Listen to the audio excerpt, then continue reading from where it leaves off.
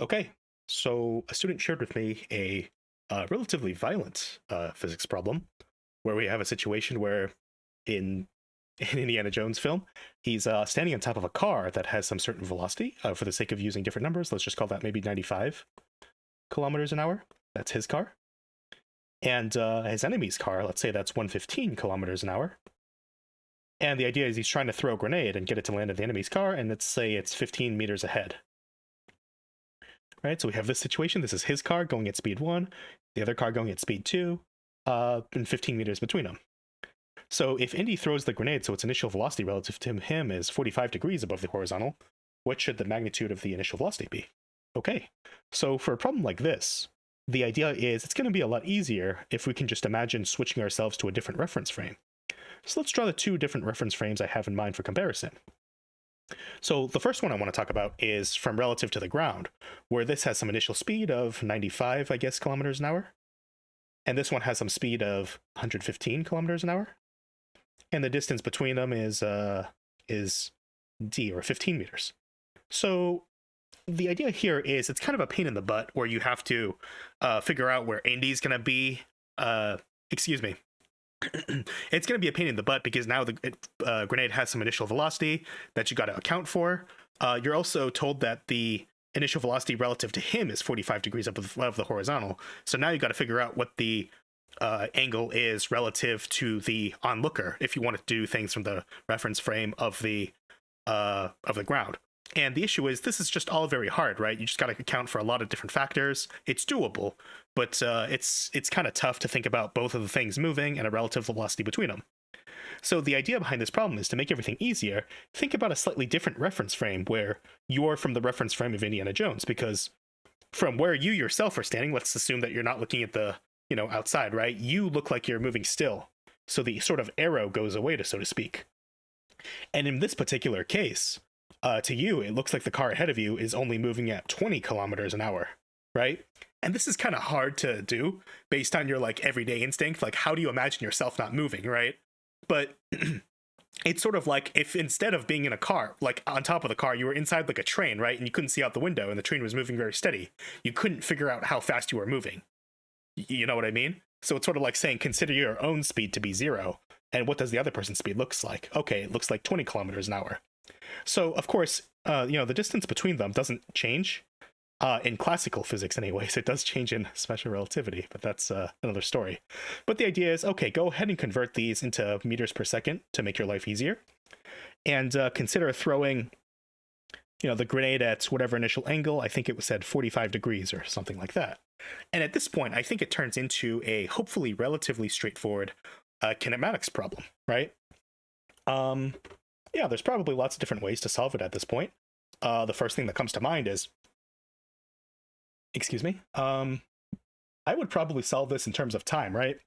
So if we're going to call this thing, maybe right here, call it v relative, the car's distance is probably going to be, so this is basically the position of the, enemy car, is going to be like 15 meters plus, well, I guess we could call v relative to be after it's been converted to meters per second, right?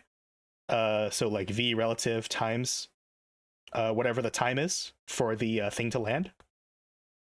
And then x of the grenade is going to be like v naught cosine 45 plus or times t, right?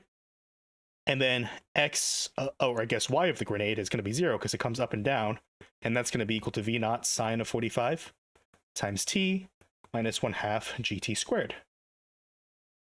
And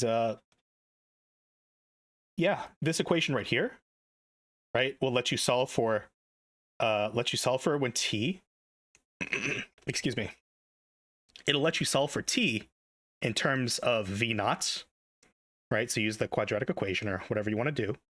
Or I guess it doesn't even have to be the quadratic equation if you don't want to. Just solve for t in terms of v, and then plug that into, well, these two things are going to be equal to each other, right? You can set these two equal to each other.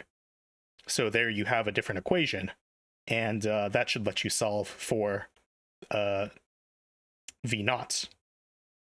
And yeah, that should just about take care of things, right? So let me maybe just write this out to make it a little bit more explicit, right? Because xe and xg are going to have to be equal to each other at the end of things.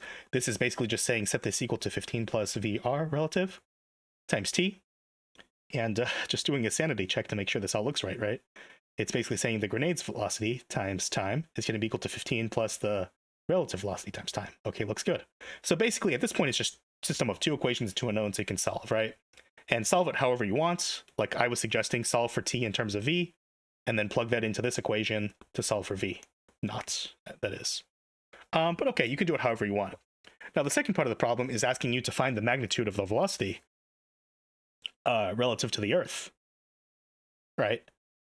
So in the reference frame of Indy, which was from part A, we figured out that Vx is equal to V naught cosine 45. And maybe I'll say V of X in the perspective of Indy, right?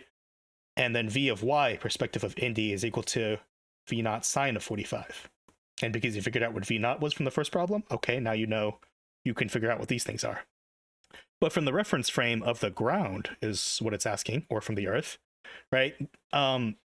These might change a little bit because the ground relative to Indy, right? V of Indy, or rather V of Indy relative to the ground is equal to, what was it, like 95 kilometers per hour? And make sure to convert that to meters a second, right? But the idea here is Vx from the ground is equal to Vxi plus Vig, right? It's basically saying whatever velocity the grenade had in the x direction from Indy's perspective, now it's going to get a big boost because now you need to account for Indy's velocity relative to the ground, right?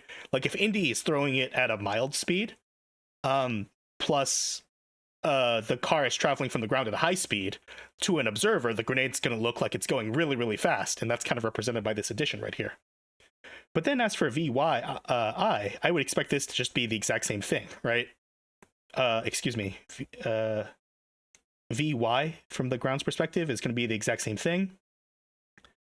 From yi plus v I. Well, the idea is, how do I put it? I guess I should probably say that this term is zero, right? Because velocity of initial relative to the ground has no y component. Sorry, my notation here is not the best, but this term represents the velocity of the grenade in the x direction from Indy's perspective, and this right here is saying velocity of Indy from the ground's perspective. This g means ground, not grenade. Sorry, I realize this notation isn't the best, but the math should be pretty clear, right? And intuitively, for this part right here, this is saying that because the ground has no, or Indy has no velocity relative to the ground, the velocity of the grenade in the y direction should be the same in either reference frame, right? Whether or not you're from the reference frame of the ground or from the Indy himself. So the point here is that the velocity in the x direction has got to change because the Indy is moving relative to the ground, but the velocity in the y direction does not need to change. So yeah, once you have that, you should be able to figure out the magnitude, because just the magnitude of v is equal to the square root of vxg plus vyg squared, right? Yeah, sorry, let me just be very clear that g is equal to ground, not the grenade. I realize that's kind of confusing.